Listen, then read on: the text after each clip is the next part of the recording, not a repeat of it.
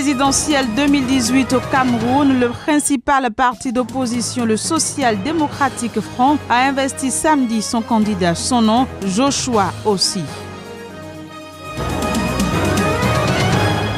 Attentat à la voiture piégée en Somalie vendredi. Le nouveau bilan fait état d'au moins 38 personnes tuées.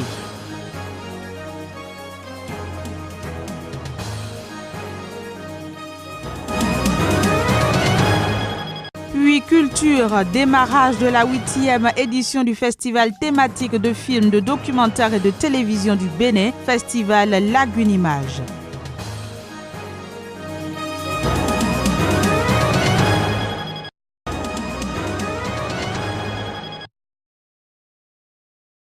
Répression d'une manifestation anti-Kabila dans le nord-est de la République démocratique du Congo. L'incident est survenu après la messe à la cathédrale de Kisangani. Des centaines de fidèles qui sortaient de la messe ont commencé à marcher avant d'être dispersés par les forces de sécurité qui ont fait usage de gaz lacrymogène et tiré à balles réelles. Au moins 2 personnes ont été blessées. Les fidèles se sont repliés dans l'enceinte de la paroisse chantant l'hymne national de la RD Congo. Cette marche n'est pas une première en République démocratique du Congo. Les mouvements sont organisés à l'appel du comité laïque de coordination, un collectif d'intellectuels proches de l'Église catholique qui demande à Joseph Kabila de dire publiquement qu'il ne sera pas candidat à l'élection prévue pour le 23 décembre 2018, son mandat étant achevé depuis le 20 décembre 2016. La police congolaise s'est donné pour objectif de faire 0 mort lors de cette manifestation. Les 2 précédentes, organisées les 31 décembre et 21 janvier, avaient fait une quinzaine de personnes tuées selon l'Église et les Nations Unies et 2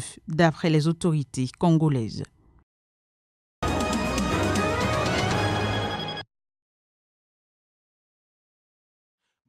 Mandjengolo, dans le sud-ouest du Cameroun, est la ville d'origine de Marcel Namata Dindeng, le sous-prophète de Botibo, kidnappé par des inconnus dans la matinée du 11 février dernier, alors qu'il présidait la cérémonie marquant la fête de la jeunesse.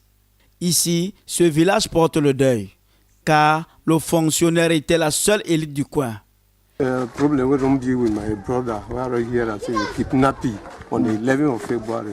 J'ai suivi que mon frère a été kidnappé le 11 février. Je suis désespéré. Je ne sais quoi dire.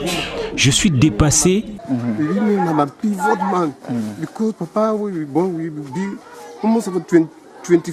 Parce qu'il est tout pour moi.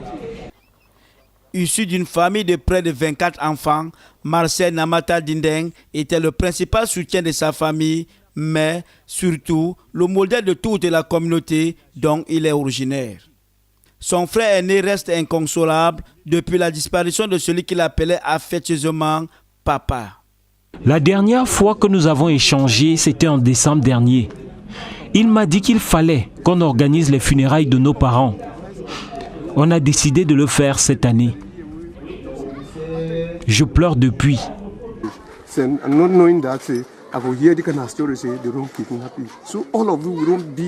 Depuis le kidnapping, les journées des habitants de ce village rythment avec prières et rituels dont le but est d'espérer un miracle venant du ciel. En attendant ce miracle du ciel, les populations de Mandjengolo s'accrochent à leur poste radio dans l'espoir que l'armée camerounaise puisse retrouver le digne fils de leur village.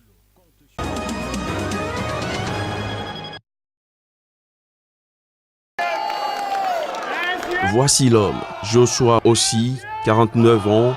C'est lui qui conduira le Social Democratic Front, SDF, le principal parti d'opposition au Cameroun, à la prochaine élection présidentielle. L'annonce a été faite par le parti au terme des primaires du SDF organisées à Bamenda, le chef-lieu de la région anglophone du Nord-Ouest. 3 candidats étaient en lice, dont un s'est désisté peu avant le vote des militants. Il faut faire très attention, il faut savoir que nous allons mener la transition démocratique pour laquelle ce parti a été créé en 2018, cette année. Ça veut dire que tout le monde doit être mobilisé parce que nous allons gagner tous ensemble. Homme d'affaires originaire du sud-ouest anglophone, Joshua Ossi est député et le premier vice-président du SDF. Parfaitement bilingue alors que le pays reste divisé sur la question du Cameroun anglophone, il est connu pour ses multiples interventions dans les médias. Avec ce nouveau candidat, le parti est convaincu de ses chances de remporter la présidentielle, au centre duquel s'invitera inévitablement la question de la crise anglophone. Après 28 ans d'existence, elles étaient maintenant prêts et très prêts même pour gagner les élections et s'ils gagnent, pour gérer très bien et résoudre les problèmes, surtout les problèmes anglophones. La crise anglophone sera au centre de cette campagne parce que c'est un parti du Cameroun. Pour le moment, on ne peut pas dire que les anglophones ne faisons pas au Cameroun. Jeudi, le principal opposant au président Paul Biya, Ni John Fundi, qui a toujours été le candidat du parti, a annoncé qu'il n'allait pas être candidat à la présidentielle. Il a été reconduit à la présidence du STF, poste qu'il occupe depuis sa création en 1990.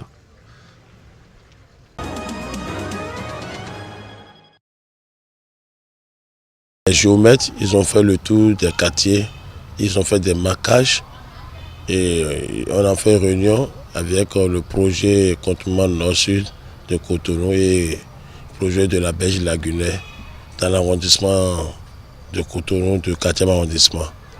Il nous a expliqué que voilà, c'est une voie de CEDEAO qu'on veut faire et ça fait beaucoup de dégâts. Mais ils nous ont même dit en même temps que bien si les populations ne sont pas d'accord, ils peuvent encore modifier le plan. Comme ils ont fait pour la voie Irala-Ketou. Et ça tombe ça dans un Lozumé, ils ont encore dévié. Ils peuvent dévier ça. Nous demandons pardon au chef de l'État, le père de la nation, le père des sans-voix. Il n'a qu'à passer à nous. Celui qui a fait l'État de 3 étages, il a 20 ans. Il n'a pas assez force aujourd'hui pour construire. Le cimetière est là, surtout l'ancien président de la République Zensou, Émile Denis Zensou est enterré là. Si le cimetière doit raser, ça veut dire le ancien président Zensou, il est parti, ils vont raser là aussi. Il y a une voie qui était de CCC, on doit faire un pont là pour traverser la lagune, et une voie de 40, c'est passé jusqu'à 50, jusqu'à Semekoji. La voie est là, c'est libre, il n'y a personne là. Mais si on fait ça là d'abord, ça peut diminuer l'embouteillage de Cotonou. Là, je demande au chef de l'État de regarder, de nous voir les sans-voix et de nous appeler. On va le voir, on a des propositions.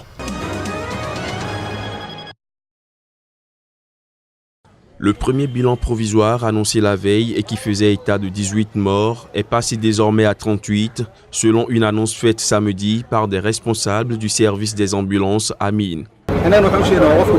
Les gens n'arrêtaient pas de nous appeler, mais on leur disait qu'on était déjà en train de sauver des blessés qui perdaient leur sang. On a vu au moins 38 morts dans ce double attentat à la bombe. Tout a commencé par une première explosion qui a frappé un poste de contrôle près de Villa Somalia, le siège du gouvernement, suivi par des tirs d'armes automatiques. Peu après, une autre voiture chargée d'explosifs a détonné près du Dourbine, un hôtel récemment ouvert. Selon un officier de sécurité, 5 des assaillants ont été tués par les forces de l'ordre et la situation est depuis revenue à la normale. Le groupe djihadiste somalien des Chebab, affilié à Al-Qaïda, a revendiqué ces 2 attaques à la voiture piégée dans un communiqué publié sur Internet, affirmant qu'elles avaient visé le gouvernement et les services de sécurité.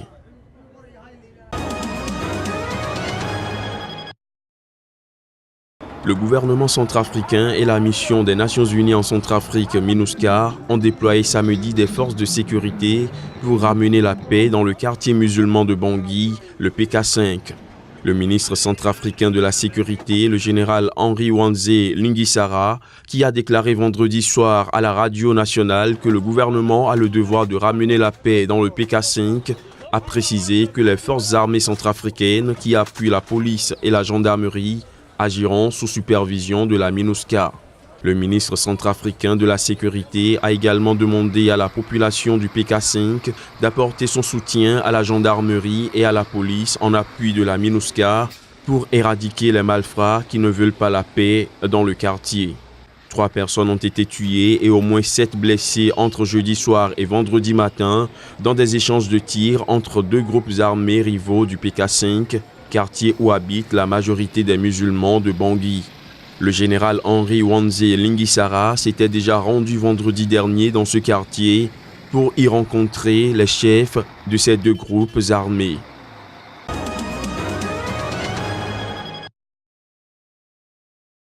La 8e édition du festival de films dénommé Lagune Image, destiné à valoriser le cinéma et la production audiovisuelle africaine, a démarré ce jeudi à Cotonou au Bénin. Placée sous le thème Les métiers du cinéma, cette édition qui va durer 4 jours lève un petit coin de voile et met en lumière le parcours d'œuvres cinématographiques de l'idée jusqu'à la version prête à être diffusée. L'édition 2018 actuelle est assurément celle qui restera dans nos mémoires comme l'édition de la Renaissance et de l'Espoir.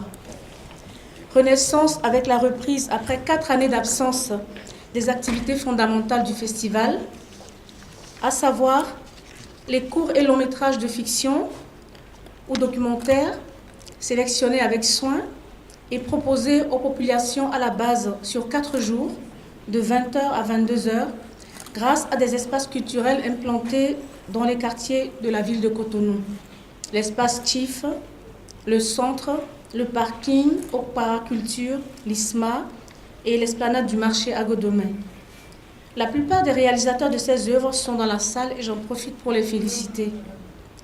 Le renforcement de capacités à travers des ateliers et des masterclass avec Michel Alexandre, Inès Johnson-Spain, Arlésienne Sauvi, Aboubakar Badarou et Monique Poba, qui ont accepté bénévolement de venir partager leurs connaissances. On aura également des rencontres professionnelles avec nos amis, collègues et cinéastes venus de la sous-région et d'ailleurs. Le festival Lagune Image renaît de ses cendres. Donc c'est une fierté c'est un sentiment de fierté parce que l'initiatrice, notre sœur, a su mettre les bouchées doubles pour que ce festival tienne. Initiée en 2000 par la réalisatrice Monique Foba, Lagune Image est une rencontre thématique de films documentaires et productions télévisuelles qui offre tous les 2 ans un creuset d'échanges et de partenariats aux acteurs du cinéma et de la télévision pour la valorisation des œuvres africaines.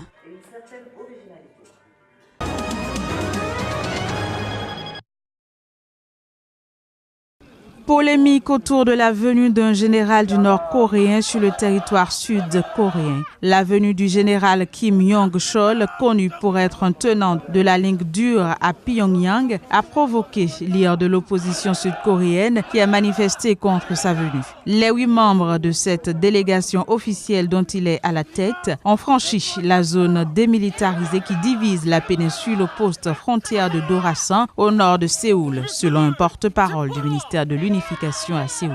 L'opposition sud-coréenne soupçonne le général d'avoir un temps dirigé le bureau général de reconnaissance gérant les opérations nord-coréennes d'espionnage et d'avoir ordonné notamment le torpillage de la corvette sud-coréenne Cheonan en 2010 qui avait fait 46 morts. La Corée du Nord, qui revendique le statut de puissance nucléaire capable de frapper le territoire américain, a profité de ces Jeux olympiques pour lancer une offensive de charme en y dépêchant non seulement des athlètes, mais aussi des artistes et des pom-pongers.